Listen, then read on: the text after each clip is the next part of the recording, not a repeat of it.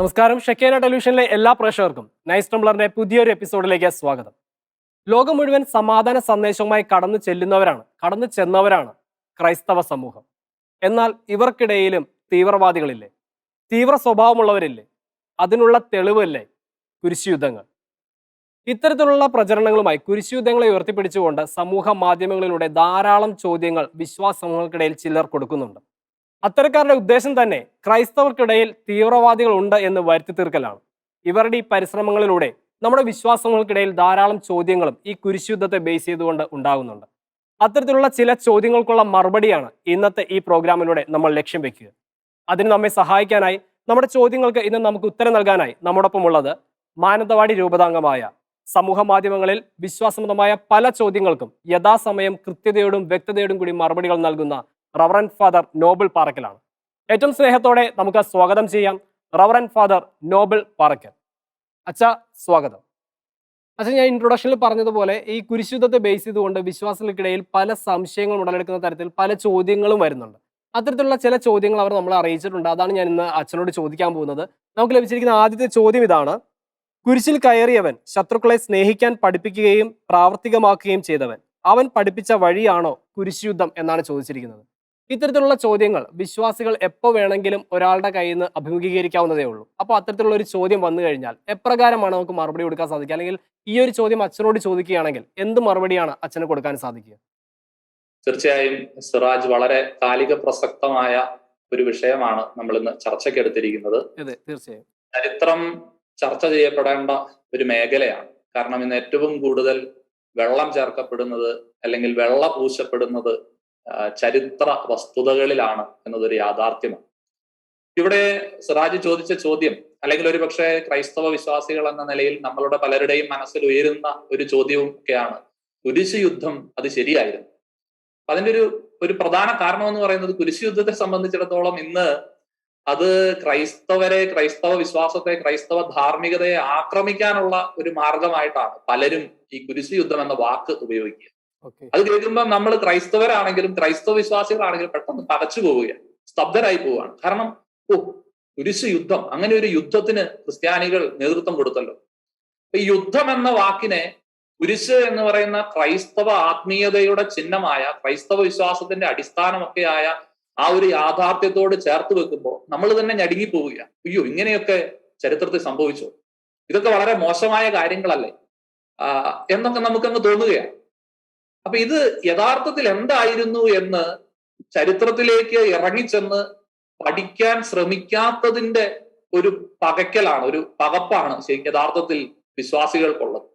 കുരിശ് യുദ്ധത്തെ അതെന്തായിരുന്നു, അതിന്റെ പശ്ചാത്തലം എന്തായിരുന്നു, കുരിശ് യുദ്ധത്തിൽ എന്താണ് സംഭവിച്ചത്, എന്തുകൊണ്ടാണ് അത് സംഭവിച്ചത്, ഇങ്ങനെയുള്ള യാഥാർത്ഥ്യങ്ങൾ മനസ്സിലാക്കുമ്പോൾ അത് തീർച്ചയായും ക്രൈസ്തവ വിശ്വാസത്തിന് വിരുദ്ധമായ എന്തോ ഒന്നായിരുന്നു എന്നുള്ള ആ തെറ്റിദ്ധാരണ നമ്മളിൽ നിന്ന് മാറി. അതേസമയം തന്നെ കുരിശ് യുദ്ധത്തിൽ സംഭവിച്ചതെല്ലാം ക്രിസ്തീയമായി ന്യായീകരിക്കാനാവുന്നതാണോ എന്നുള്ള ഒരു ചോദ്യവുമുണ്ട്. അതൊരിക്കലും അങ്ങനെ നമുക്ക് പൂർണ്ണമായിട്ടും, ഇന്ന് നമുക്കറിയാം പരിശുദ്ധ പിതാവ് ജോൺ പോൾ രണ്ടാമൻ മാർപ്പാപ്പ കുരിശ് യുദ്ധങ്ങളുടെ പേരിൽ, കുരിശ് യുദ്ധങ്ങളിൽ സംഭവിച്ച നാശനഷ്ടങ്ങളുടെയും അതിന്റെ പശ്ചാത്തലത്തിൽ അരങ്ങേറിയ ക്രൂരതകളുടെയും ഒക്കെ പേരിൽ ലോകത്തോട് മാപ്പ് ചോദിച്ചിട്ടുണ്ട്. അതൊരു ചരിത്ര യാഥാർത്ഥ്യമാണ്. തീർച്ചയായും അവ അംഗീകരിക്കുമ്പോൾ പോലും കുരിശ് യുദ്ധങ്ങളെ അതൊരു ക്രൈസ്തവ ധാർമ്മികതയുടെ ഭാഗത്തു നിന്ന് വന്ന വലിയ വീഴ്ചയാണ് എന്ന മട്ടിൽ അവതരിപ്പിക്കുന്നത് ശരിയല്ല.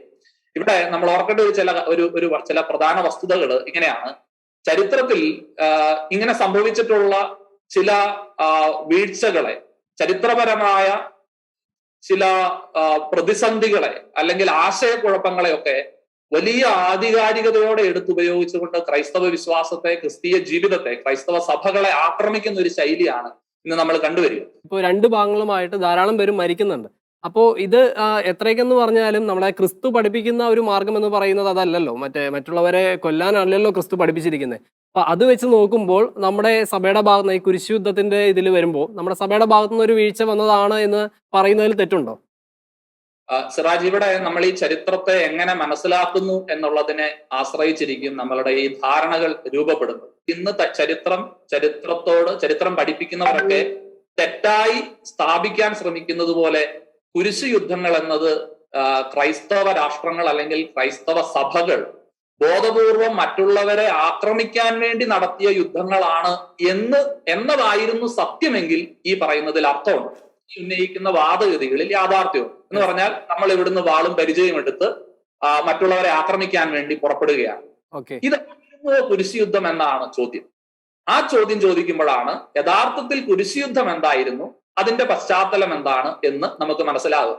നമ്മൾ തീർച്ചയായും ഇവിടെ ഒരുപക്ഷെ സിറാജ് ചോദിക്കുന്ന ഒറ്റ വാക്കിൽ മറുപടി പറഞ്ഞാൽ, ഒരിക്കലും ക്രൈസ്തവ ആശയങ്ങൾക്ക്, വിശ്വാസത്തിന്, ധാർമ്മികതയ്ക്ക് വിരുദ്ധമായി ആയുധമെടുത്ത് മറ്റുള്ളവരെ ആക്രമിക്കാൻ പുറപ്പെട്ട ഒരു പ്രസ്ഥാനമായിരുന്നില്ല കുരിശുയുദ്ധം. ഒരു പ്രത്യേക മതങ്ങൾ അവരുടെ വളർച്ചയ്ക്ക് വേണ്ടിയിട്ട് മറ്റുള്ളവരെയൊക്കെ യുദ്ധത്തിലൂടെയും അല്ലെങ്കിൽ പലതരത്തിലുള്ള തെറ്റായ കാര്യങ്ങളിലൂടെയും അവരെയൊക്കെ ഇല്ലാതാക്കുന്ന ഒരു പ്രവണത. അപ്പൊ അതേ രീതിയിൽ തന്നെയാണ് ക്രൈസ്തവർ ഈ കുരിശുയുദ്ധം എന്ന് പറയുന്നതും. ക്രൈസ്തവരായിട്ടുള്ളവരെ പ്രൊമോട്ട് ചെയ്യാൻ അല്ലെങ്കിൽ അവരുടെ ആവശ്യങ്ങൾ സ്ഥാപിച്ചെടുക്കാൻ വേണ്ടി മറ്റുള്ളവരെ ഇല്ലാതാക്കാൻ വേണ്ടി നടത്തിയ ഒരു യുദ്ധമായിട്ടാണ് കുരിശുയുദ്ധത്തെ പലരും വ്യാഖ്യാനിക്കുന്നത്. അതുകൊണ്ടാണ് ഞാൻ ചോദിച്ചത്. അപ്പോൾ ഒരു ചോദ്യം കൂടി എന്നോട് ചോദിക്കുകയാണ്, അപ്പൊ എന്താണ് കുരിശുയുദ്ധം? കുരിശുയുദ്ധത്തിന് എന്തായിരുന്നു ഒരു ബേസ്, കാരണം എന്തായിരുന്നു എന്ന് പറയാമോ? വളരെ ലളിതമായി കുറഞ്ഞ വാക്കുകളിൽ ഈ കുരിശുയുദ്ധത്തിന്റെ പശ്ചാത്തലം എന്തായിരുന്നു എന്ന് പറഞ്ഞു കഴിഞ്ഞാൽ അതിനെ ഇങ്ങനെ ഒന്ന് സംഗ്രഹിക്കാൻ നമുക്ക് സാധിക്കും. അതായത് 1-ാം നൂറ്റാണ്ട് മുതൽ ക്രൈസ്തവ സാന്നിധ്യം ഉണ്ടായിരുന്ന മധ്യപൂർവ്വദേശത്തെ നാടുകളുണ്ട്, രാജ്യങ്ങളുണ്ട്. വലിയ ക്രിസ്ത്യൻ സെറ്റിൽമെന്റുകളായിരുന്നു അവയെല്ലാം. ക്രൈസ്തവ രാഷ്ട്രങ്ങൾ എന്ന് വേണമെങ്കിൽ പറയാം. ആദിമ സഭാ വിഭാഗങ്ങൾ എന്ന് പറഞ്ഞാൽ ആദ്യ കാലഘട്ടങ്ങളിൽ എല്ലാ സഭകളും രൂപം കൊണ്ട് വളർന്നു വികസിച്ച വലിയ ക്രൈസ്തവ സമൂഹങ്ങൾ ജീവിച്ചിരുന്ന നാടുകളിലേക്ക് 6-ാം നൂറ്റാണ്ടിൽ ഇസ്ലാമിന്റെ ഉദയത്തിന് ശേഷം ഇസ്ലാമിക വിശ്വാസികൾ നടത്തിയ കടന്നുകയറ്റങ്ങളെ തുടർന്ന് ഈ ക്രൈസ്തവ വിശ്വാസം നിലനിന്നിരുന്ന എല്ലാ നാടുകളിലും വലിയ വിശ്വാസ പ്രതിസന്ധികൾ അനുഭവപ്പെട്ടു. അങ്ങനെ ക്രൈസ്തവ വിശ്വാസത്തിന്റെ ആധാരം എന്നൊക്കെ നമുക്ക് പറയാവുന്ന, ഈശോ ജീവിച്ചിരുന്ന അല്ലെങ്കിൽ ക്രൈസ്തവ വിശ്വാസത്തിന്റെ പ്രഭവ കേന്ദ്രം, ഉത്ഭവ കേന്ദ്രം എന്നൊക്കെ പറയാമായിരുന്ന പലസ്തീന, ഇന്നത്തെ ഇസ്രായേലില് ഒക്കെയുള്ള ജെറുസലേം, ഇങ്ങനെയുള്ള നാടുകളെല്ലാം തന്നെ ഇസ്ലാമിന്റെ കീഴിലേക്ക് വന്നു. വളരെ ശക്തമായ അല്ലെങ്കിൽ അതിക്രൂരമായ അധിനിവേശങ്ങളുടെ ഒരു നീണ്ട ചരിത്രം നമുക്ക് ഈ മധ്യ പൂർവ്വ നാടുകളിൽ, ഈ ക്രിസ്ത്യൻ സെറ്റിൽമെന്റിൽ, ക്രിസൻഡം എന്ന് നമ്മൾ പറയുന്ന ക്രൈസ്തവ രാജ്യങ്ങളിൽ നമുക്ക് കാണാനായിട്ട് സാധിക്കും. അങ്ങനെ ക്രൈസ്തവ രാജ്യങ്ങളെ പൂർണ്ണമായും ഇസ്ലാമിക അധിനിവേശങ്ങൾ വിഴുങ്ങിയതിനു ശേഷം, ഇസ്ലാമിക രാഷ്ട്രങ്ങൾ വിഴുങ്ങുകയും ഇസ്ലാം പൂർണ്ണമായും ഈ ക്രൈസ്തവ രാഷ്ട്രങ്ങളെ ഗ്രസിക്കുകയും അവരെ അടിമകളാക്കി തീർക്കുകയും ഒക്കെ ചെയ്തതിന്റെ പശ്ചാത്തലത്തിൽ എന്ത് സംഭവിച്ചു എന്ന് ചോദിച്ചു കഴിഞ്ഞാൽ, ഈ വിശുദ്ധ നാടുകൾ പൂർണ്ണമായും ഇവരുടെ കീഴിലേക്ക് വരികയാണ്. വിശുദ്ധ നാടുകളിലേക്ക് ക്രൈസ്തവം നടത്തിയിരുന്ന തീർത്ഥാടനങ്ങൾ ഉണ്ടായിരുന്നു. ഈ തീർത്ഥാടനങ്ങൾക്ക് വലിയ തടസ്സം നേരിട്ടു. ഇങ്ങനെ വിശുദ്ധ നാടുകളിലേക്ക് വിവിധ രാജ്യങ്ങളിൽ, യൂറോപ്പിൽ നിന്ന് പോലും ഒക്കെ നടന്നിരുന്ന തീർത്ഥാടനങ്ങൾ, അങ്ങനെ വന്നിരുന്ന തീർത്ഥാടകരെ വഴിയിലൂടെ നിന്നിരുന്ന അല്ലെങ്കിൽ കൊള്ളക്കാർ ആക്രമിക്കുകയും അല്ലെങ്കിൽ ഈ ഇസ്ലാമിക ഭരണകർത്താക്കൾ അവരെ പീഡിപ്പിക്കുകയും കടത്തിവിടാതിരിക്കുകയും, ഇങ്ങനെ പല രീതിയിലുള്ള തടസ്സങ്ങൾ ഈ തീർത്ഥാടനങ്ങൾക്ക് നേരിടേണ്ടി വന്ന ഒരു പശ്ചാത്തലം, വിശുദ്ധ നാടുകൾ പൂർണ്ണമായും ഇവർ പിടിച്ചെടുത്ത പശ്ചാത്തലം, ഇതിന്റെയൊക്കെ സാഹചര്യത്തിലാണ് ഈ വിശുദ്ധ നാട്ടിലേക്കുള്ള തീർത്ഥാടനത്തെയാണ് യഥാർത്ഥത്തിൽ നമ്മൾ ഈ കുരിശുയുദ്ധങ്ങളുടെ പശ്ചാത്തലത്തിൽ മനസ്സിലാക്കേണ്ടത്. അന്ന് വിശുദ്ധ നാടുകളിലേക്ക് നടന്നു വന്നിരുന്ന ഈ തീർത്ഥാടനങ്ങൾക്ക് ഒരു സംരക്ഷണം നൽകാനായിട്ട്, അല്ലെങ്കിൽ ഈ തീർത്ഥാടനങ്ങളെ ഒരു സുരക്ഷിതമായ രീതിയിൽ നടത്തി തീർക്കുവാനായിട്ട് ഉള്ള ശ്രമങ്ങൾ യൂറോപ്യൻ നാടുകളില്, ഇന്നത്തെ യൂറോപ്യൻ രാഷ്ട്രങ്ങളിൽ ആരംഭിച്ചു.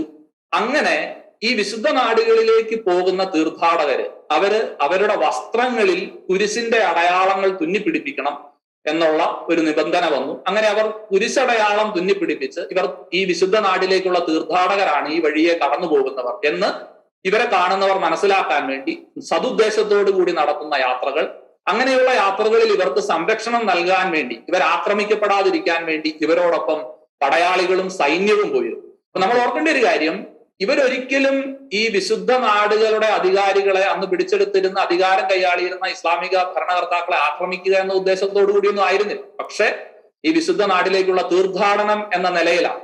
അങ്ങനെ ഇവർ യാത്ര തിരിച്ചപ്പോൾ ഇവരോട് വിശുദ്ധ നാടുകളിൽ നിന്ന് ഇതിന്റെ അധികാരം കൈയാളിയിരുന്നവർ, അധികാര സ്ഥാനത്തുണ്ടായിരുന്നവർ നടത്തിയ ഏറ്റുമുട്ടലുകളുടെ ഭാഗമായിട്ടാണ് യഥാർത്ഥത്തിൽ യുദ്ധങ്ങൾ ഉണ്ടാകുന്നത്.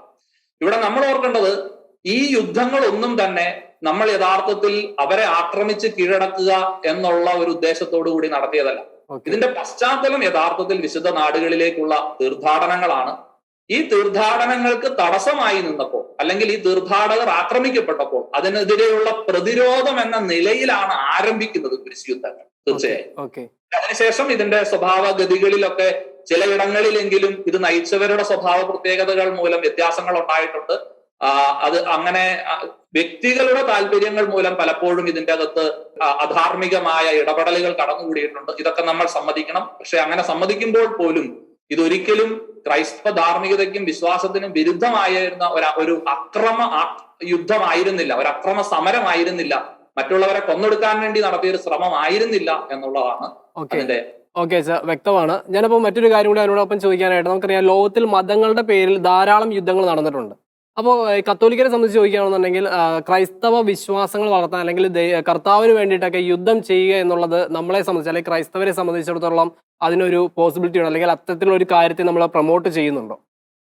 ക്രൈസ്തവ ധാർമ്മികതയിൽ യുദ്ധം എന്താണ്? നമുക്ക് ഒരു ധാർമ്മിക നിയമമുണ്ട്, ധാർമ്മിക ജീവിതമുണ്ട് എന്നുള്ളത് വ്യക്തമാണല്ലോ. ക്രൈസ്തവ ധാർമ്മികത, ക്രിസ്ത്യൻ മൊറാലിറ്റി എന്ന് നമ്മൾ പറയും. നമുക്കൊരു ധാർമ്മിക ദൈവശാസ്ത്ര ശാഖയുണ്ട്, മോറൽ തിയോളജി എന്ന് നമ്മൾ പറയും. ഒരു എന്താണ് വളരെ ശാസ്ത്രീയമായി നമ്മൾ വികസിപ്പിച്ചിരിക്കുന്ന ഒരു ക്രിസ്ത്യൻ മൊറാലിറ്റി ഉണ്ട്.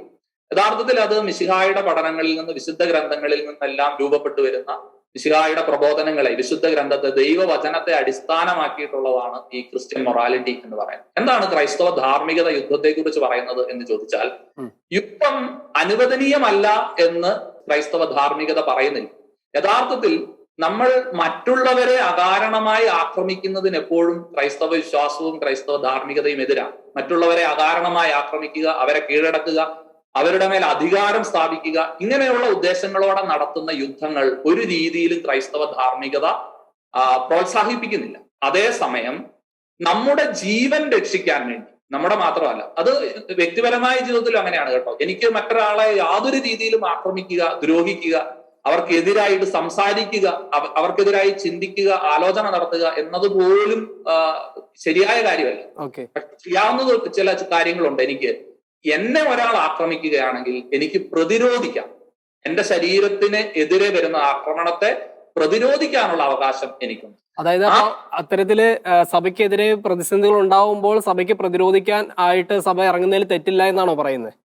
തീർച്ചയായും സഭയ്ക്കെതിരെ, ഒരുപക്ഷെ ക്രൈസ്തവ രാഷ്ട്രങ്ങൾക്കെതിരെ, ക്രൈസ്തവർ ജീവിക്കുന്ന നാടുകൾക്കെതിരെ നടക്കുന്ന അക്രമാസക്തമായ എല്ലാ യുദ്ധങ്ങൾക്കുമെതിരെ പ്രതിരോധ നടപടികൾ സ്വീകരിക്കാൻ, പ്രതിരോധ മാർഗങ്ങൾ സ്വീകരിക്കാൻ തീർച്ചയായും ക്രൈസ്തവ ഭരണകർത്താക്കൾക്ക്, ക്രിസ്ത്യാനികൾക്ക് കടമയുണ്ട്. അവരുടെ ജീവൻ സംരക്ഷിക്കുക, അവരുടെ സഹോദരങ്ങളുടെ ജീവൻ സംരക്ഷിക്കുക. അക്രമത്തെ നമുക്ക് പ്രതിരോധിക്കാം. അതൊരിക്കലും ക്രൈസ്തവ വിരുദ്ധമല്ല. അത് ക്രൈസ്തവ ധാർമ്മികതയുടെയും ക്രിസ്തീയ സ്നേഹത്തിന്റെയും കൂടെ ഒരു പ്രകടനമാണ്. ആ രീതിയിൽ വേണം നമ്മൾ അതിനെ മനസ്സിലാക്കാം. ഓക്കെ, ഞാനപ്പോ അത് ചോദിച്ചപ്പോൾ നമുക്കൊരു ചോദ്യം വന്നിരുന്നു ഓർക്കുകയാണ്. അപ്പൊ ആ ചോദ്യം ഒന്ന് അച്ഛനോട് ചോദിക്കാം. അതായത് ഒരാൾ ചോദിച്ചേക്കുന്നത് ഇങ്ങനെയാണ്: മറ്റുള്ളവരെ കൊന്നിട്ടാണോ മതത്തെ നിലനിർത്തേണ്ടത്? സർവശക്തനായ ദൈവത്തിന് തന്റെ ജനത്തെയും ദേശത്തെയും രക്തം ചിന്താതെ സംരക്ഷിക്കാൻ കഴിയില്ലേ എന്നിങ്ങനെ ഒരു ചോദ്യം ചോദിച്ചിട്ടുണ്ട്. വളരെ രസകരമായ ഒരു ചോദ്യമാണ്. അപ്പോൾ ഇങ്ങനത്തെ ഒരു ചോദ്യത്തിന് നമുക്ക് എന്ത് മറുപടിയാണ് അച്ഛന് പറയാൻ സാധിക്കുക? വളരെ നല്ല ചോദ്യമാണ്. ഒരുപക്ഷെ നമ്മള് കുരിശ് യുദ്ധങ്ങളുടെ മാത്രമല്ല, മറ്റു പല യുദ്ധങ്ങളുടെയും മതത്തിന്റെ പേരിൽ, സിറാജ് ആദ്യം സൂചിപ്പിച്ചതുപോലെ മതത്തിന്റെ പേരിലൊക്കെ നടക്കുന്ന യുദ്ധങ്ങളുടെ എല്ലാം പശ്ചാത്തലത്തിൽ നമ്മൾ മനസ്സിലാക്കേണ്ട, തിരിച്ചറിയേണ്ട ചില യാഥാർത്ഥ്യങ്ങൾ കൂടെ ആ ചോദ്യത്തിന്റെ ഉള്ളിലുണ്ട്. ദൈവത്തിന് വേണ്ടി നമ്മൾ യുദ്ധം ചെയ്യേണ്ടതുണ്ട്. അപ്പൊ ഒരുപക്ഷെ നമ്മള് നൈറ്റ്സ് ടെംപ്ലാറിന്റെ ഒരു പ്ലാറ്റ്ഫോം പോലും നമ്മള് ഒരു അപ്പോളജറ്റിക്സിന്റെ പ്ലാറ്റ്ഫോമാണ് അല്ലെ? സിറാജ് അങ്ങനെയാണ് അതിനെ കൈകാര്യം ചെയ്യുന്നത്. ഷെക്കീന ടെലിവിഷൻ അങ്ങനെയാണ് അതിനെ കാണുന്നത്. ഈ അപ്പോളജറ്റിക്സിനെ കുറിച്ച് പറയുമ്പോൾ ഞാൻ ഈ അടുത്ത നാളുകളിൽ വായിച്ച മനോഹരമായ ചില വാക്കുകളുണ്ട്. അതിങ്ങനെയാണ്: ഗോഡ് ഡസന്റ് വാണ്ട് ഡിഫെൻഡിങ്. ദൈവത്തിന് പ്രതിരോധത്തിന്റെ ആവശ്യമില്ല. But man needs help in understanding എന്നാണ് പറയുന്നത്. മനസ്സിലാക്കാൻ വേണ്ടി മനുഷ്യന് സഹായം ആവശ്യമുണ്ട്. ഈ ഒരു ലോജിക് ഉണ്ട്. അതായത് ദൈവത്തിന് മനുഷ്യൻ പ്രതിരോധം തീർക്കേണ്ട ഒരാവശ്യമില്ല. മനുഷ്യൻ സംരക്ഷിച്ചാലല്ല ദൈവം നിലനിൽക്കുക. അതേസമയം മനുഷ്യന്റെ നിലനിൽപ്പിന് വേണ്ടി, മനുഷ്യന് മനസ്സിലാകാൻ വേണ്ടി അവന് സഹായത്തിന്റെ ആവശ്യമുണ്ട്. എന്നതുപോലെ തന്നെയാണ് നമ്മൾ ഈ പറഞ്ഞു വന്ന അതേ യുക്തി തന്നെയാണ് ഇവിടെ ഉപയോഗിക്കേണ്ടത്. ദൈവത്തെ സംരക്ഷിക്കാൻ വേണ്ടിയോ ദൈവത്തിന് വേണ്ടിയോ നമ്മൾ ആരും യുദ്ധം ചെയ്യാറില്ല. അതേസമയം ദൈവത്തിൽ വിശ്വസിക്കുന്ന മനുഷ്യൻ, അവന്റെ ദൈവവിശ്വാസത്തിന്റെ പേരിൽ അവൻ ആക്രമിക്കപ്പെടുന്നുണ്ട് എങ്കിൽ അവൻ അവന്റെ വിശ്വാസത്തെയും ജീവിതത്തെയും സംരക്ഷിക്കാൻ വേണ്ടി പ്രതിരോധത്തിന്റെ മാർഗങ്ങൾ അവന് സ്വീകരിക്കാം, അവനെ മറ്റുള്ളവർക്ക് സഹായിക്കാം. പക്ഷെ അപ്പോഴും നമ്മൾ ഓർക്കേണ്ട ഒരു കാര്യം, കത്തോലിക്ക സഭ എപ്പോഴും പഠിപ്പിക്കും, ജീവൻ നഷ്ടമാകാത്ത രീതിയിൽ വേണം പ്രതിരോധത്തിന്റെ മാർഗങ്ങൾ, മറ്റുള്ളവർക്ക് ദ്രോഹമുണ്ടാകാത്ത അവിടെയൊക്കെയാണ് നമ്മൾ ഈ നമ്മളുടെ ക്ഷമയുടെയും സ്നേഹത്തിന്റെയും കാരുണ്യത്തിന്റെയും ഒക്കെ മിശിഹ പഠിപ്പിച്ച വഴികളെ കുറിച്ച് എപ്പോഴും ധ്യാനിക്കാൻ. ഈ കുരിശുയുദ്ധങ്ങൾക്ക് വേണ്ടി പുറപ്പെടുമ്പോഴും അല്ലെങ്കിൽ കുരിശുയുദ്ധം എന്ന് പറയുന്ന ഈ പറയുന്ന തീർത്ഥയാത്രകൾക്ക് വേണ്ടി പുറപ്പെടുമ്പോഴും അവിടെ സഭാധികാരികൾ അവരെ ഓർമ്മിപ്പിച്ചിരുന്ന വലിയ കാര്യങ്ങളുണ്ട്. അതായത് പ്രായശ്ചിത്തത്തിന്റെ ജീവിത രീതികൾ നിങ്ങൾ സ്വീകരിക്കണം, എളിമപ്പെടുത്തുന്ന മാർഗങ്ങൾ നിങ്ങൾ സ്വീകരിക്കണം, ആത്മീയതയുടെ വഴിയിലൂടെ നിങ്ങൾ സഞ്ചരിക്കണം, പ്രാർത്ഥനയുടെ മാർഗം പ്രാർത്ഥനയുടെ ഒരു വഴിയായിരിക്കണം. അങ്ങനെ വലിയ ആത്മീയമായ മാർഗനിർദ്ദേശങ്ങൾ ഇവർക്ക് കൊടുക്കുന്നുണ്ട്, ഈ തീർത്ഥാടകർക്ക് കൊടുക്കുന്നു. നമ്മൾ മനസ്സിലാക്കേണ്ട ഒരു കാര്യമാണ്, ദൈവത്തിന് വേണ്ടി അല്ല നമ്മൾ ഒരിക്കലും ദൈവത്തിന് വേണ്ടി യുദ്ധം ചെയ്യുകയോ ദൈവത്തെ സംരക്ഷിക്കുകയോ ചെയ്യേണ്ട ആവശ്യമില്ല. അതേസമയം ദൈവത്തിൽ വിശ്വസിക്കുന്ന മനുഷ്യർ അവരുടെ ദൈവവിശ്വാസത്തിന്റെ പേരിൽ ആക്രമിക്കപ്പെടുന്നുണ്ട് എങ്കിൽ അവരെ സംരക്ഷിക്കാൻ നമുക്ക് പ്രതിരോധത്തിന്റെ മാർഗങ്ങൾ സ്വീകരിക്കാം. അതായത് ഒരുപക്ഷെ ഈ കുരിശുയുദ്ധത്തിന്റെ സമയത്തും ഇതേപോലെ തന്നെ ഈ ഒരു ചിന്താഗതി, അതായത് ദൈവം നോക്കിക്കൊള്ളും, നമ്മൾ പ്രതികരിക്കേണ്ട എന്നുള്ള രീതിയിൽ നിന്നിരുന്നെങ്കിൽ ഒരുപക്ഷെ അവിടെയുള്ള ക്രിസ്ത്യാനികളെല്ലാം തന്നെ നാമാവിശേഷമായി തന്നെ പറയേണ്ടിയിരിക്കുമോ? സിറാജ്, അപ്പൊ ഇവിടെ മറ്റൊരു ചരിത്ര വസ്തുത കൂടെ നമ്മൾ മനസ്സിലാക്കേണ്ടതുണ്ട്. ഈ നമ്മൾ കുരിശുയുദ്ധങ്ങൾ എന്ന് വിളിക്കുന്ന യുദ്ധങ്ങള് അതൊരു 7 എണ്ണത്തോളം ഉണ്ട്. ചെറുത് ഇതൊക്കെ വേറെ ഉണ്ട്. മേജറായിട്ട് നമ്മൾ 7 എണ്ണമാണ് പറയാ. അപ്പൊ ഇവിടെ നമ്മൾ ഓർക്കേണ്ട ഒരു കാര്യം, ഈ കുരിശ് യുദ്ധങ്ങൾ എന്ന് പറയുന്ന യുദ്ധങ്ങളെല്ലാം തന്നെ ക്രൈസ്തവര് പോയി യുദ്ധം ചെയ്ത് വെട്ടിപ്പിടിച്ച് വിജയിച്ചു അങ്ങനെയൊന്നും നമ്മൾ ഒരിക്കലും കരുതരുത്. ഈ 7 യുദ്ധങ്ങളിൽ ഭൂരിപക്ഷം യുദ്ധങ്ങളും വലിയ പരാജയങ്ങളായി. ഒരിക്കലും ഇത് ക്രൈസ്തവ പടയാളികൾ, ഇങ്ങനെ ഇവരാരും തന്നെ പരിശീലനം സിദ്ധിച്ച പടയാളികളൊന്നും ആയിരുന്നു. അപ്പൊ വിജയിച്ച യുദ്ധങ്ങളായിരുന്നു ഇതെല്ലാം എന്ന് കരുതുന്നിടത്ത് തന്നെയാണ് ഒരുപക്ഷെ നമ്മളിങ്ങനെ കുരിശുയുദ്ധം എന്നൊക്കെ പറയുമ്പോൾ ഇതെല്ലാം നമ്മൾ വെട്ടിപ്പിടിച്ചെടുത്ത് നേട്ടം വരിച്ച യുദ്ധങ്ങൾ എന്നുള്ള ഒരു ധ്വനി അതിൻ്റെ അകത്ത് തന്നെയുണ്ട്. പക്ഷെ ഒന്നാമത്തെ കുരിശുയുദ്ധം വിജയമായിരുന്നു, കാരണം വിശുദ്ധ നാടുകൾ വീണ്ടെടുക്കാനായിട്ട് ആ യുദ്ധത്തിൽ കഴിഞ്ഞിരുന്നു. രണ്ടാമത്തെ കുരിശുയുദ്ധം പരാജയപ്പെട്ടു. മൂന്നാമത്തെ യുദ്ധത്തിൽ അല്ലെങ്കിൽ ഈ മൂന്നാമത്തെ ശ്രമത്തിലും ചെറിയൊരു വിജയം ഉണ്ടായി. പക്ഷെ പിന്നീടുള്ള എല്ലാ യുദ്ധങ്ങളും വലിയ പരാജയമായിരുന്നു. അതിനകത്ത് കുട്ടികളുടെ ഒരു കുരിശുയുദ്ധമുണ്ട്, കുട്ടികൾ നടത്തുന്ന ഒരു ശ്രമമുണ്ട് ഇങ്ങനെ വിശുദ്ധ നാടുകളിലേക്ക് പക്ഷെ ഈ കുട്ടികളൊന്നും അങ്ങനെ ആ യുദ്ധത്തിന് വേണ്ടി പുറപ്പെട്ട ആ കുട്ടികളൊന്നും തന്നെ തിരിച്ചു വന്നില്ല. അവരെല്ലാവരും തന്നെ ആക്രമിക്കപ്പെടുകയും അടിമകളായിട്ട് മാറ്റപ്പെടുകയും വിവിധ നാടുകളിലേക്ക് നാടുകടത്തപ്പെടുകയും ഒക്കെ ചെയ്യുന്ന സാഹചര്യങ്ങളുണ്ട്. അതുകൊണ്ട് കുരിശുയുദ്ധങ്ങളെ കുറിച്ച് നമ്മൾ ചിന്തിക്കുമ്പോൾ ആ ഒരു ചിന്ത കൂടെ നമ്മളുടെ മനസ്സിലുണ്ടാകണം. കുരിശുയുദ്ധങ്ങളെല്ലാം ഒന്നും വിജയമായിരുന്നില്ല, എല്ലാം ഭൂരിപക്ഷവും വലിയ പരാജയങ്ങളായിരുന്നു. വലിയ നാശനഷ്ടമാണ് യഥാർത്ഥത്തിൽ കുരിശ് യുദ്ധത്തിന് വേണ്ടി പുറപ്പെട്ടവർക്ക്, തീർത്ഥാടക സമൂഹങ്ങൾക്കൊക്കെ ഉണ്ടായത്. ഒരുപാട് ജീവൻ നഷ്ടപ്പെട്ടു, ഒരുപാട് പേര് അടിമകളായി പിടിച്ചുകൊണ്ട് പോകപ്പെട്ടു. അങ്ങനെ വലിയ നാശനഷ്ടങ്ങൾ, വലിയ പരാജയങ്ങൾ കൂടെ നേരിട്ട ഒന്നായിരുന്നു ഈ കുരിശ്. പരാജയപ്പെടാൻ കാരണം അവർക്ക് അതിനനുസരിച്ചുള്ള ഒരു പരിശീലനം കൊടുക്കാൻ സാധിക്കാത്തതുകൊണ്ട് തന്നെയായിരിക്കും. അപ്പോൾ അത് നമ്മൾ ഈ കാലഘട്ടത്തിലേക്ക് വരുമ്പോൾ നമുക്കറിയാം, മറ്റ് പല മതങ്ങൾ നമ്മൾ നോക്കിക്കഴിഞ്ഞാൽ അല്ലെങ്കിൽ പല കാര്യങ്ങൾ നോക്കിക്കഴിഞ്ഞാൽ ഒരു പ്രത്യേക വിഭാഗത്തെ അവർക്ക് വേണ്ടി പടപൊരുതാനായിട്ട് അല്ലെങ്കിൽ അവർക്ക് വേണ്ടി പ്രവർത്തിക്കാനായിട്ട് ആൾക്കാർ അറിഞ്ഞുകൊണ്ടും അറിയാതെയൊക്കെ തന്നെ പല രീതിയിലുള്ള ഗ്രൂപ്പുകൾ ഈ കാലഘട്ടത്തിൽ ഉയരുന്നുണ്ട്. അതേപോലെ തന്നെ നമ്മുടെ കത്തോലിക്കർക്കിടയിൽ ഏറെ പ്രത്യേകിച്ച് പറയാം യുവജനങ്ങളുടെയൊക്കെ ഇപ്പൊ അറിഞ്ഞോ അറിയാതെയൊക്കെ ചില പ്രസ്ഥാനങ്ങളോ കാര്യങ്ങളോ ഒക്കെ സഭയ്ക്കുണ്ട് എന്ന് ചിലർ പറയുന്നുണ്ട്. അത്തരത്തിൽ എന്തെങ്കിലും നമുക്ക് നമ്മുടെ സഭയ്ക്ക് ഇങ്ങനെ രഹസ്യമായി പ്രവർത്തിക്കാനോ അല്ലെങ്കിൽ പരസ്യമായിട്ട് പ്രതിരോധിക്കാനൊക്കെ ആയിട്ടുള്ള ഗ്രൂപ്പുകളൊക്കെ സഭ വളർത്തിക്കൊണ്ട് വരുന്നുണ്ടോ? ഇവിടെ യഥാർത്ഥത്തിൽ കുരിശ് യുദ്ധങ്ങളുടെ ഒരു പശ്ചാത്തലത്തിൽ നിന്നുകൊണ്ട് നമുക്ക് നമ്മളുടെ ഒരു അപ്പോളജറ്റിക് ആയിട്ടുള്ള പ്രവർത്തനങ്ങളെ വിലയിരുത്താൻ സാധിക്കുമോ എന്നതിൽ എനിക്ക് സംശയമുണ്ട്. കാരണം കുരിശ് യുദ്ധങ്ങൾ എന്ന് പറയുന്നത് നമ്മൾ നേരത്തെ പറഞ്ഞതുപോലെ തന്നെ 1095 നവംബർ 27-നാണ് ഒരു സൂനഹദോസിന്റെ ഒക്കെ പശ്ചാത്തലത്തിൽ ഊർബൻ 2-ാമൻ മാർപ്പാപ്പ ഈ കുരിശ് യുദ്ധങ്ങൾ എന്ന് പറയുന്ന ഒരു ആശയം അവതരിപ്പിക്കുന്നു. അവിടെ ഞാൻ ആരംഭത്തിൽ പറഞ്ഞ പോലെ യുദ്ധം എന്ന് പറയുന്നതിനേക്കാളും അതൊരു ക്രൈസ്തവർക്ക് വിശുദ്ധ നാടുകളിലേക്ക് നടത്താവുന്ന ഒരു തീർത്ഥയാത്ര എന്നുള്ള ഒരു ആശയമാണ് അതിൻ്റെ അകത്ത് മുന്നിട്ട് നിന്നിരുന്നത്. അപ്പൊ അങ്ങനെ ആ തീർത്ഥാടനത്തിൽ പങ്കെടുക്കുന്നവർക്ക് മറ്റ് പ്രായശ്ചിത്ത കർമ്മങ്ങളിൽ നിന്നെല്ലാം മോചനം ഉണ്ടായിരുന്നു. അതിന്റെ പിന്നാലെ പോകേണ്ട ആവശ്യമില്ല. പിന്നെ ഇവർക്ക് ദണ്ഡവിമോചനങ്ങൾ ഉണ്ടായിരുന്നു ഈ വിശുദ്ധ നാടുകളിലേക്ക് യാത്ര ചെയ്യുന്നവർക്ക്. അങ്ങനെയാണ്. പക്ഷെ ഈ തീർത്ഥയാത്രകൾ തീർച്ചയായും അത് തടസ്സപ്പെടുത്തിയത് മൂലം, ആ നാടുകളിലെ ഭരണകർത്താക്കൾ തടസ്സപ്പെടുത്തി അല്ലെങ്കിൽ അവർ ക്രൂരമായി ആക്രമിക്കപ്പെട്ടു. ഇതിന്റെ എല്ലാം പശ്ചാത്തലത്തിൽ യുദ്ധങ്ങളായിട്ട് പരിണമിച്ചു. അപ്പൊ ക്രൈസ്തവ വിശ്വാസം ഉത്ഭവിച്ച രൂപം കൊണ്ട ഈ വിശുദ്ധ നാടുകൾ വീണ്ടെടുക്കുന്നതിന് വേണ്ടി, യഥാർത്ഥത്തിൽ ഇതിന്റെ വീണ്ടെടുപ്പിന് വേണ്ടി ഇവർ സ്വീകരിച്ച പ്രതിരോധ മാർഗങ്ങൾ യഥാർത്ഥത്തിൽ കുറെ ആരംഭത്തിലൊക്കെ അതിന് സതുദ്ദേശങ്ങളായിരുന്നു എങ്കിൽ പോലും ചിലയിടങ്ങളിലൊക്കെ ഞാൻ നേരത്തെ പറഞ്ഞതുപോലെ ഇത് നയിച്ച വ്യക്തികളുടെ താല്പര്യങ്ങൾ, എല്ലാവരും നമുക്കറിയാം എല്ലായ്പ്പോഴും ഒരേ ചിന്തയോടുകൂടി ഒന്നും ആകണമെന്നില്ല ഇതിന്റെയൊക്കെ നേതൃസ്ഥാനങ്ങളിലേക്ക് വരിക. അങ്ങനെ വന്നവര് ചിലരുടെ വ്യക്തി താല്പര്യങ്ങൾ മൂലം അല്ലെങ്കിൽ സ്വഭാവ പ്രത്യേകതകൾ മൂലമൊക്കെ ഇത് അധാർമികമായ ചില തലങ്ങളിൽ ചില വീഴ്ചകളൊക്കെ ഈ യുദ്ധങ്ങളിൽ സംഭവിച്ചിട്ടുണ്ട് എന്നുള്ളത് ഒരു യാഥാർത്ഥ്യമാണ്. പക്ഷെ മൊത്തത്തിൽ എടുത്തു നോക്കുമ്പോൾ ഇത് ഒരു ക്രൈസ്തവ ധാർമ്മികതയുടെ പരാജയമായിരുന്നു എന്ന് നമുക്ക് പറയാൻ കഴിയില്ല. പക്ഷെ അതുകൊണ്ട് തന്നെയാണ് ഞാൻ പറയുന്നത്, കുരിശുയുദ്ധങ്ങളുടെ ഒരു പശ്ചാത്തലം എടുത്തു വെച്ചുകൊണ്ട് നമ്മൾ ഇന്നത്തെ ഒരു വിശ്വാസ സമർത്ഥനത്തെ നമ്മൾ പരിശോധിക്കേണ്ടതില്ല എന്നാണ് എനിക്ക് തോന്നുന്നത്. പക്ഷേ യഥാർത്ഥത്തിൽ നമ്മൾ ഓർക്കേണ്ടത് കുരിശുയുദ്ധം ഒരു ഭൗതിക തലത്തിൽ രാജ്യങ്ങൾ, മനുഷ്യർ തമ്മിൽ നടന്ന ഒരു യുദ്ധമായിരുന്നു. പക്ഷെ നമ്മൾ ചിന്തിക്കേണ്ട ഒരു കാര്യം, കഴിഞ്ഞ 20 നൂറ്റാണ്ടുകൾക്കിടയിൽ, ഈ 20 നൂറ്റാണ്ട് നമ്മൾ ക്രൈസ്തവ വിശ്വാസം ഈ ലോകത്തെ പരിവർത്തനപ്പെടുത്തിയ, മാനസാന്തരപ്പെടുത്തിയ, ഗുണപരമായി മെച്ചപ്പെടുത്തിയ ഈ 20 നൂറ്റാണ്ടുകളിൽ, ശാസ്ത്രീയമായി വളർത്തിയ, അക്കാദമികമായി വളർത്തിയ 20 നൂറ്റാണ്ടുകളിൽ ക്രൈസ്തവ വിശ്വാസത്തിനെതിരെ വന്ന എല്ലാ അക്രമങ്ങളെയും കാലാകാലങ്ങളിൽ പ്രതിരോധിച്ച മനുഷ്യർ, വിശുദ്ധർ, പണ്ഡിതർ ഈ കത്തോലിക്ക സഭയില്, ക്രൈസ്തവ സഭകളിൽ ഉണ്ടായിരുന്നു എന്ന് നമ്മൾ തിരിച്ചറിയാം. അപ്പൊ തീർച്ചയായും 20-ാം നൂറ്റാണ്ടിൽ സിറാജ് ചോദിച്ച ചോദ്യത്തിന്, ഈ കാലഘട്ടത്തിൽ, ഇപ്പോൾ നമ്മൾ ജീവിക്കുന്ന ഈ കാലഘട്ടത്തിൽ ഇത്തരം പ്രതിരോധങ്ങൾക്ക് വേണ്ടിയുള്ള ശ്രമങ്ങളുണ്ടോ എന്ന് ചോദിക്കുമ്പോൾ തീർച്ചയായും അതിന്റെ ആവശ്യകത തിരിച്ചറിയുന്നു. 1-ാം നൂറ്റാണ്ടിൽ ക്രൈസ്തവ വിശ്വാസം ഉത്ഭവിച്ച കാലഘട്ടത്തിൽ നമുക്കറിയാം വിശ്വാസത്തിനെതിരെ ഉണ്ടായിരുന്നത് പെയ്ഗൻ ചിന്താഗതിക്കാരായിരുന്നു, റോമൻ തത്വശാസ്ത്രജ്ഞർ ഉണ്ടായിരുന്നു, യഹൂദ ചിന്തകർ, യഹൂദ പണ്ഡിതരുണ്ടായിരുന്നു. ഇങ്ങനെ 3 രീതിയിലുണ്ടായിരുന്ന ആക്രമണങ്ങൾ, പണ്ഡിതോചിതമായ ആക്രമണങ്ങൾ, ഈ പ്രതിരോധങ്ങൾ, ഇവയ്ക്കെതിരെ അന്ന് ക്രൈസ്തവ ദൈവശാസ്ത്രജ്ഞർക്ക്, സഭാപിതാക്കന്മാർക്ക്, അപ്പോളജിസ്റ്റുകൾക്ക് നിലപാടുകൾ എടുക്കാൻ കഴിഞ്ഞു. അവർക്ക് അവരുടെ വിശ്വാസത്തെയും നിലപാടുകളെയും ശക്തമായി അവതരിപ്പിക്കാൻ കഴിഞ്ഞു. താർക്കികമായ വാദഗതികളിൽ അവർ ഏർപ്പെട്ടു.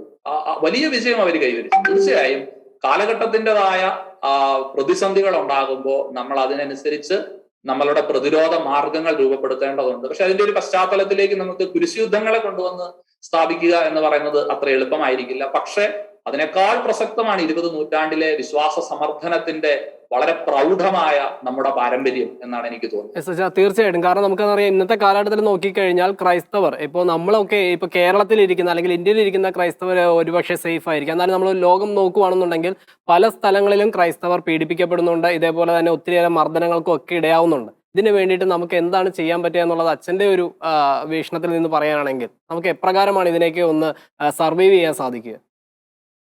ലോക രാഷ്ട്രങ്ങളില് ഇന്ന് പ്രത്യേകിച്ച് നമ്മൾ ആഫ്രിക്കൻ രാജ്യങ്ങളിലേക്ക് നോക്കുമ്പോൾ, മധ്യപൂർവ്വ നാടുകളിലേക്ക് നോക്കുമ്പോൾ, മിഡിൽ ഈസ്റ്റേൺ രാജ്യങ്ങളിൽ പലയിടങ്ങളിലും, പിന്നെ ഇപ്പോൾ കണ്ടുവരുന്ന ഒരു പ്രതിഭാസമാണ് യൂറോപ്പില് ക്രൈസ്തവ രാഷ്ട്രങ്ങളിൽ പോലും നമ്മൾ പല വിധത്തിലുള്ള പ്രതിസന്ധികൾ അഭിമുഖീകരിക്കുന്നു, നേരിടുന്നു എന്നുള്ളതല്ല. അപ്പൊ ഇതിന്റെ എല്ലാം പശ്ചാത്തലത്തിൽ എന്തായിരിക്കും നമുക്ക് സ്വീകരിക്കാൻ കഴിയുന്ന നിലപാടുകൾ എന്നുള്ളത്, തീർച്ചയായും രാഷ്ട്രങ്ങൾ അവരുടെ നിയമങ്ങൾ ശക്തിപ്പെടുത്തുകയും അവിടെ ഈ പറയുന്ന രീതിയിലുള്ള അതിക്രമങ്ങളും അല്ലെങ്കിൽ യുദ്ധങ്ങളും അക്രമങ്ങളും ഒക്കെ ഉണ്ടാകുമ്പോൾ അവയെ നിയമപരമായി തന്നെ നേരിടാൻ കഴിയുന്ന സംവിധാനങ്ങൾ രൂപപ്പെടുത്തുകയും ചെയ്യുക എന്നത് പ്രസക്തമാണ്. ചിലപ്പോഴെങ്കിലും ആ രീതിയിൽ സംഘടിതമായ ആക്രമണങ്ങൾ രാജ്യങ്ങളിൽ അത് ക്രൈസ്തവരെന്ന് മാത്രമല്ല, അവിടെയുള്ള ന്യൂനപക്ഷ വിഭാഗങ്ങൾ, ഇതര മതസ്ഥർ ഒക്കെ വിശ്വാസത്തിന്റെ പേരിലോ എന്തിന്റെ പേരിലോ ആയിക്കൊള്ളട്ടെ അതിക്രമങ്ങൾ നേരിടുന്നുണ്ട് എങ്കിൽ അവയെ പ്രതിരോധിക്കാൻ രാഷ്ട്രം തന്നെ മുന്നിട്ടിറങ്ങണം. ഇനി രാഷ്ട്രത്തിന്റെ തന്നെ നിശബ്ദമായ പിന്തുണയോട് കൂടിയിട്ടാണ് ഇത്തരം അതിക്രമങ്ങൾ അരങ്ങേറുന്നത് എങ്കിൽ അവിടെ അന്താരാഷ്ട്ര സമൂഹം ഇടപെടണം. കാരണം അങ്ങനെയുള്ള വലിയ സംവിധാനങ്ങൾ ഇന്ന് ലോകത്തിലുണ്ടല്ലോ. 2-ാം ലോക മഹായുദ്ധത്തിനൊക്കെ ശേഷം രൂപം കൊണ്ടിട്ടുള്ള അന്തർദേശീയ തലത്തിലുള്ള ഇത്തരത്തിൽ യുദ്ധങ്ങളും അല്ലെങ്കിൽ പ്രതിസന്ധികളും ഉണ്ടാകുന്ന ഇടത്ത് ഇടപെടലുകൾ നടത്താൻ ശേഷിയുള്ള സംവിധാനങ്ങൾ അന്താരാഷ്ട്ര തലത്തിലുണ്ട്. അവരിടപെടണം. പക്ഷെ ദൗർഭാഗ്യകരമെന്നോ ദുഃഖകരമെന്നോ നമ്മൾ പറയേണ്ടി വരും, ഇത്തരത്തിലുള്ള ഇടപെടലുകൾ വളരെ കുറവാണ് ഇന്ന് നമ്മൾ കാണുക. ഇനി അതൊരു പക്ഷെ ഞാൻ പറയുന്നത് അന്തർദേശീയ തലങ്ങളിൽ അല്ലെങ്കിൽ വിവിധ രാജ്യങ്ങളിൽ, നാടുകളിലൊക്കെ ഉണ്ടാകുന്ന പ്രതിസന്ധികളുടെ ഒക്കെ ഒരു പശ്ചാത്തലത്തിലാണ്. നമ്മുടെ ഒരു നാട്ടിലേക്ക് വന്നു കഴിഞ്ഞാൽ നമ്മൾ നേരിടുന്നത് ഒരുപക്ഷെ ഭൗതികമായ ഒരു ആക്രമണം ആകണമെന്നില്ല. അതാണ് സിറാജ് സൂചിപ്പിച്ചത്. ഭൗതികമായ ആക്രമണങ്ങളല്ല, അതിനും അപ്പുറത്തേക്ക് മാധ്യമങ്ങളിലൂടെയുള്ള സിനിമകളിലൂടെയുള്ള, കലാരൂപങ്ങളിലൂടെയുള്ള, സാഹിത്യത്തിലൂടെയുള്ള, ചരിത്രത്തിന്റെ അപനിർമ്മിതിയിലൂടെയുള്ള, അങ്ങനെ പല രീതിയിൽ സാമൂഹ്യ മാധ്യമങ്ങളിലൂടെയൊക്കെയുള്ള വിശ്വാസ വിരുദ്ധ പ്രവർത്തനങ്ങളാണ് ഇപ്പോൾ നമ്മൾ ഇവിടെ നേരിട്ടുകൊണ്ടിരിക്കുന്ന ഒരു വലിയ പ്രതിസന്ധി. അവയ്ക്കെതിരെ സംഘടിതമായ ശ്രമം എനിക്ക് തോന്നുന്നു ഒരു വർഷം മുമ്പുണ്ടായിരുന്നതിനേക്കാൾ വളരെ വളരെ മുമ്പോട്ട് സഭാ സംവിധാനങ്ങൾ ഈ രീതിയിൽ മുമ്പോട്ട് പോകുന്നുണ്ട്. സംഘടിതമായും വ്യക്തിപരമായും ഒക്കെ ഈ മേഖലയിൽ പഠനങ്ങൾ നടത്തുകയും ഇടപെടലുകൾ നടത്തുകയും ചെയ്യുന്ന സംവിധാനങ്ങളുണ്ട്. കത്തോലിക്ക സഭയുടെ സംഘടിത സംവിധാനങ്ങളുണ്ട്. ഇതര തീർച്ചയായും സമൂഹ മാധ്യമങ്ങളിലൂടെ ഒരു കുരിശുദ്ധം തന്നെ നടത്തിക്കൊണ്ടിരിക്കുന്ന ഒരു കാലഘട്ടത്തിലൂടെയാണ് പോകുന്നതെന്ന് വേണമെങ്കിൽ നമുക്ക് പറയാൻ സാധിക്കും. തികച്ചും ഒരു ചോദ്യം കൂടി വെച്ചാൽ, നമുക്ക് ക്രിസ്തു സഭയ്ക്ക് നൽകിയ സമരായുധങ്ങൾ ആത്മീയമല്ലേ, തോക്കും വാളുമെന്നുമല്ലല്ലോ, വാളെടുത്തവൻ വാളാൽ എന്നാണല്ലോ പറഞ്ഞത്, പിന്നെ എന്തിനാണ് സഭയ്ക്ക് ശക്തി പ്രസ്ഥാനങ്ങൾ എന്ന് ചോദിച്ചിട്ടുണ്ട്. അപ്പൊ ആദ്യത്തെ എൻ്റെ ഒരു ചോദ്യം എന്ന് പറയുന്നത്, ഒരാൾ ചോദിച്ചേക്കുന്നതാണ്, നമുക്ക് സഭയ്ക്ക് ശക്തി പ്രസ്ഥാനങ്ങൾ ഉണ്ടോ? അതാണ് എൻ്റെ ആദ്യത്തെ ഒരു ചോദ്യം. പിന്നെ അതുകൊണ്ടായിരിക്കുമല്ലോ അവർ അങ്ങനെ ചോദിച്ചിരിക്കുന്നത്. എനിക്ക് അത് മനസ്സിലായിട്ടില്ല. ഈ ശക്തി പ്രസ്ഥാനങ്ങൾ കൊണ്ട് എന്താണ് ഉദ്ദേശിക്കുന്നത്? നമുക്ക് സഭയ്ക്ക് അങ്ങനെ എന്തെങ്കിലും ശക്തി പ്രസ്ഥാനങ്ങൾ, എനിക്ക് തോന്നുന്നു ഈ യുവജന സംഘടനകളൊക്കെയാണോ ഇവർ ഉദ്ദേശിക്കണമെന്ന് എനിക്കറിയില്ല. എനിക്ക് തോന്നുന്നു ഈ ചോദ്യങ്ങളിൽ നിന്ന് എനിക്ക് മനസ്സിലാകുന്ന ഒരു കാര്യം, യഥാർത്ഥത്തിൽ നമുക്ക് അങ്ങനെയുള്ള ഭൗതികമായ ആക്രമണങ്ങൾക്ക് ഒരുപക്ഷെ ചില രാഷ്ട്രീയ പ്രസ്ഥാനങ്ങളോ ഒക്കെ കൊണ്ടു നടക്കുന്നത് പോലുള്ള സംവിധാനങ്ങൾ സഭയ്ക്കുണ്ടോ, ക്രൈസ്തവ സഭാ സമൂഹങ്ങൾക്കുണ്ടോ, നമ്മൾ അങ്ങനെ രൂപപ്പെടുത്തുന്നുണ്ടോ, സെല്ലുകളുണ്ടോ, അങ്ങനെയൊക്കെ ചിന്തകളെ ഒരിക്കലും ആ രീതിയിലൊന്നും ക്രൈസ്തവ സമൂഹത്തിന്, ക്രൈസ്തവ വിശ്വാസികൾക്ക്, സഭാ നേതൃത്വത്തിന് ഒന്നും ഒരിക്കലും ചിന്തിക്കാൻ കഴിയില്ല. അങ്ങനെയൊന്നുമില്ല. യഥാർത്ഥത്തിൽ സിറാജ് സൂചിപ്പിച്ചതുപോലെ, അല്ലെങ്കിൽ ആ സഹോദരൻ ചോദ്യത്തിൽ ചോദിച്ചതുപോലെ തന്നെ, നമ്മളുടെ ആയുധങ്ങൾ എപ്പോഴും ആത്മീയ ആയുധങ്ങളാണ്. നമ്മളിവിടെ ചിന്തിക്കേണ്ട ഒരു കാര്യം, നമ്മൾ ഒരു ക്രൈസ്തവ വിശ്വാസി നടത്തുന്ന യുദ്ധം എന്ന് പറയുന്നത് ആത്യന്തികമായും അത് അവനവനോട് തന്നെ നടത്തുന്ന ഒരു യുദ്ധമാണ്. അതാണ് ഒരു സ്പിരിച്വൽ വാർഫെയർ എന്ന് നമ്മൾ പറയുന്നത്, ഒരു ആത്മീയ യുദ്ധം. അത് നമ്മളോട് തന്നെ നടത്തുന്ന ഒന്നാണ്. ഒരുപക്ഷെ മാനുഷികമായ നമ്മളുടെ ആഗ്രഹങ്ങൾക്ക്, അഭിലാഷങ്ങൾക്ക്, താല്പര്യങ്ങൾക്ക്, നമ്മളുടെ സ്വാർത്ഥമോഹങ്ങൾക്ക്, അഹംഭാവത്തിന് ഒക്കെ എതിരായിട്ട്, താൻ പോരിമയ്ക്കെതിരായിട്ട്, സ്വാർത്ഥ ചിന്തകൾക്കെതിരായിട്ടൊക്കെ നമ്മൾ തന്നെ നടത്തുന്ന, അങ്ങനെ നമ്മളോട് തന്നെ നടത്തി നമ്മളെ കീഴടക്കി ക്രൈസ്തവ ജീവിതം നയിക്കുന്ന ഒരു ആത്മീയ ജീവിത പ്രക്രിയ, ഇത് യഥാർത്ഥത്തിൽ ഒരു സ്പിരിച്വൽ വാർഫെയർ ആണ്, യുദ്ധം എന്ന് നമുക്ക് വേണമെങ്കിൽ പറയാം. കാരണം ക്രിസ്തു പഠിപ്പിച്ചതുപോലെ, ക്രിസ്തു പഠിപ്പിച്ച സ്നേഹം, ക്രൈസ്തവ സ്നേഹം ജീവിക്കുക. പൗലോസ്ലീഹ പറയുന്നുണ്ട്, നിങ്ങൾ എന്തെല്ലാം കാര്യങ്ങൾ ചെയ്താലും സ്നേഹമില്ലെങ്കിൽ ഒന്നുമല്ല. ഈ ക്രൈസ്തവ സ്നേഹം ജീവിക്കുക എന്നത് യഥാർത്ഥത്തിൽ നമ്മളോട് തന്നെ നടത്തുന്ന ഒരു യുദ്ധമാണ്. നിന്റെ ഒരു കരണത്തടിക്കുന്ന ഒരു മറുകരണം കാണിച്ചു കൊടുക്കുക. നമുക്കെതിരെ, നമ്മുടെ ജീവനെതിരെ, ജീവൻ പ്രധാനപ്പെട്ടതാണ്. എന്റെ ജീവൻ മാത്രമല്ല, എന്റെ സഹോദരന്റെ ജീവൻ പ്രധാനപ്പെട്ടതാണ്. അപ്പൊ എനിക്കുള്ളവയുടെ സംരക്ഷണം പ്രധാനപ്പെട്ടതാണ്. ഇതെല്ലാം പ്രധാനപ്പെട്ടതാണ്. ക്രിസ്തീയമായ ചൈതന്യത്തിൽ തന്നെയാണ് ഞാൻ ഇതെല്ലാം, എന്റെ ജീവനെ, എന്റെ ശരീരത്തെ, കാരണം എന്റെ ശരീരം ദൈവം സൃഷ്ടിച്ചതാണ്. എനിക്ക് വേറൊരാളുടെ ശരീരത്തെ ആക്രമിക്കാൻ അധികാരമില്ലാത്തതുപോലെ എന്നെ ശരീരത്തെ ആക്രമിക്കാൻ മറ്റൊരാൾക്കും അധികാരമില്ല. അപ്പൊ അതുകൊണ്ട് എന്നെ ഒരാൾ ആക്രമിക്കുന്നുവെങ്കിൽ ആക്രമിക്കരുത് എന്ന് എനിക്ക് പറയാം. അയാൾ ആക്രമിക്കുമ്പോൾ എനിക്ക് തടയാം. അപ്പൊ ഈ പ്രതിരോധത്തിന്റെ, ഭൗതികമായ പ്രതിരോധത്തിന്റെ മാർഗങ്ങൾ ആത്മീയ ജീവിതത്തിലും അപ്രസക്തമാകുന്നില്ല. ഒരുപക്ഷെ ചിലപ്പോഴെങ്കിലും, ചില കാലഘട്ടങ്ങളിലെങ്കിലും അങ്ങനെയുള്ള ആത്മീയ വ്യാഖ്യാനങ്ങൾ ഉണ്ടായിട്ടുണ്ടാകാം. യഥാർത്ഥത്തിൽ അതല്ല അതിന്റെ ശരി എന്ന് നമ്മൾ തിരിച്ചറിയണം. ഭൗതികമായ പ്രതിരോധങ്ങൾക്ക്, ശാരീരികമായ പ്രതിരോധങ്ങൾക്ക് പ്രസക്തിയുണ്ട്. പക്ഷെ അത് ആക്രമണത്തിനുള്ള അനുവാദമല്ല, ആക്രമണത്തിനുള്ള ന്യായീകരണവുമാണ്. അതൊരിക്കലും ക്രൈസ്തവ വിശ്വാസവും ധാർമ്മികതയും അനുവദിക്കുകയോ പ്രോത്സാഹിപ്പിക്കുകയോ ചെയ്യുന്ന കാര്യങ്ങളുമല്ല. എനിക്കൊന്ന് ഈ കുറഞ്ഞ ഒരു അരമണിക്കൂർ കൊണ്ടാണെങ്കിൽ പോലും ഒരു വളരെ ക്ലാരിറ്റി, കാരണം അച്ഛൻ ഓരോ കാര്യങ്ങളും പഠിച്ചു തന്നെയാണ് കാര്യങ്ങൾ അത് അവതരിപ്പിച്ചത് തന്നെ. അതുകൊണ്ട് സാധാരണക്കാരായ വിശ്വാസികൾക്ക് അത് ഏറ്റവും പെട്ടെന്ന് തന്നെ മനസ്സിലാക്കാൻ സാധിച്ചു എന്നാണ് ഞാൻ വിചാരിക്കുക. അപ്പോൾ അച്ഛൻ്റെ വിലപ്പെട്ട സമയം നമ്മളോട് ചെലവഴിച്ചു. അരമണിക്കൂറാണ് നീണ്ടുപോയത്.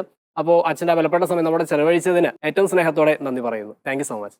നൈറ്റ്സ് ടെംപ്ലാറിനും ഷെക്കീന ചാനലും എല്ലാവിധ ആശംസകളും നേരുന്നു. വരാനിരിക്കുന്ന മിശിഹായുടെ തിരുപ്പിറവിയുടെ മംഗളങ്ങളും സ്നേഹത്തോടെ ആശംസിക്കുന്നു. Thank you. Okay father, thank you so much. നമ്മുടെ വിശ്വാസി സമൂഹങ്ങളോട് പറയാനുള്ളത്, സഭ ഒരിക്കലും നമ്മളോട് ആക്രമിക്കാൻ പറയുകയോ അല്ലെങ്കിൽ യുദ്ധം ചെയ്യാൻ പറയുകയോ ചെയ്യുന്നില്ല. നമുക്കെതിരെ പ്രതിസന്ധികൾ ഉണ്ടാകുമ്പോൾ, നമുക്കെതിരെ പ്രകോപനം ഉണ്ടാകുമ്പോൾ ഏതൊരു വ്യക്തിയും ചെയ്യുന്നത് പോലെ അതിനെ പ്രതിരോധിക്കാനായിട്ട് നമുക്കൊരു ഉത്തരവാദിത്തമുണ്ട്. നമ്മുടെ വിശ്വാസസംബന്ധമായ സംശയങ്ങൾ ഇവിടെ നിന്നും കൊണ്ട് അവസാനിക്കുന്നില്ല. ഓരോ ആഴ്ചയിലും നിങ്ങൾ ആഗ്രഹിക്കുന്ന, നിങ്ങളുടെ മനസ്സിൽ കിടക്കുന്ന വിശ്വാസസംബന്ധമായ ഓരോ ചോദ്യങ്ങൾക്കുമുള്ള ഉത്തരങ്ങളുമായിട്ടാണ് നമ്മൾ വരുന്നത്. ഇനിയും നിങ്ങളുടെ ഓരോരുത്തരുടെയും മനസ്സിലുള്ള ചോദ്യങ്ങൾ ഞങ്ങൾ അറിയിക്കുക. കഴിയും വേഗത്തിൽ അത് പരിഹരിക്കാൻ പറ്റിയ ഒരാളുമായി വീണ്ടും നമ്മൾ കണ്ടുമുട്ടും. അതുവരെ take care and good bye.